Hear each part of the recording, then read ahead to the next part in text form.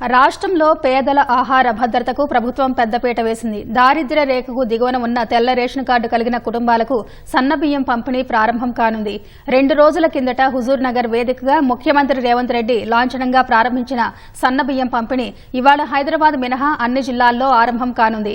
రాష్ట్ర జనాభాలో 85% మంది పేదలకు ప్రజా పంపిణీ వ్యవస్థ కింద నాణ్యమైన సన్నబియ్యం పంపిణీ కానుండడం విశేషం.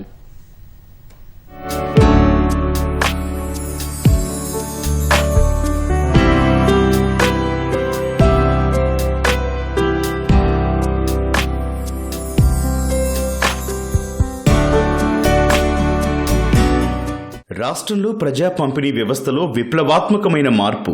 నేడు హైదరాబాద్ మినహా అన్ని జిల్లాల్లో చౌక ధరల దుకాణాల ద్వారా నాణ్యమైన సన్నబియ్యం పంపిణీ ప్రక్రియ ప్రారంభం కానుంది. దారిద్ర్య రేఖకు దిగువన ఉన్న తెల్ల రేషన్ కార్డు కలిగిన కుటుంబాలకు సంబంధించి ప్రతి ఒక్కరికి 6 కిలోల చొప్పున సన్నబియ్యం పంపిణీ చేయనున్నారు. ఉగాది పండుగ పురస్కరించుకుని మార్చి 30న సూర్యాపేట జిల్లా హుజూర్ నగర్ లో ముఖ్యమంత్రి రేవంత్ రెడ్డి లాంఛనంగా ప్రారంభించారు. ఇవాళ జిల్లాల్లో మంత్రులు, ఎమ్మెల్యేలు, ఎమ్మెల్సీలు సన్నబియ్యం పంపిణీ చేసేందుకు పౌర సరఫరాల శాఖ రంగం సిద్ధం చేసింది.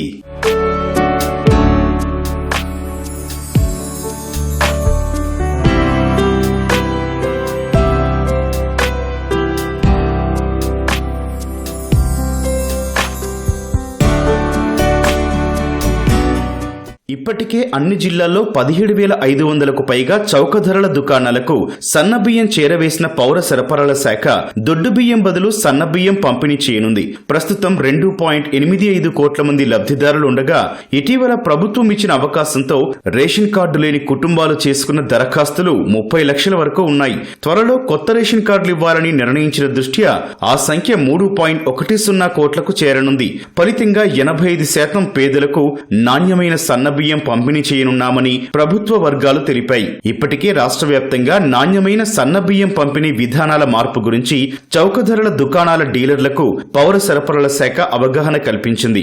సన్నబియ్యం స్టాక్ వివరాలు రిజిస్టర్లో నమోదు, నిల్వలు జాగ్రత్తగా భద్రపరచడం, సంరక్షించడం సంబంధిత రేషన్ షాపు డీలర్ల బాధ్యతని స్పష్టం చేసింది. దొడ్డు బియ్యం తరహాలో ఈ బియ్యం పక్కదారి పట్టిస్తే మాత్రం డీలర్లపై కఠిన చర్యలుంటాయని హెచ్చరికలు జారీ చేసింది. క్షేత్రస్థాయిలో ఏ రకమైన పనులు ఉన్నా కూడా రేషన్ డీలర్లంతా హెడ్ క్వార్టర్ విడిచి ఎక్కడా బయటకు వెళ్లకుండా సన్నబియ్యం పంపిణీ ప్రక్రియ పూర్తి సాఫీగా జరగాలని ఆదేశించింది.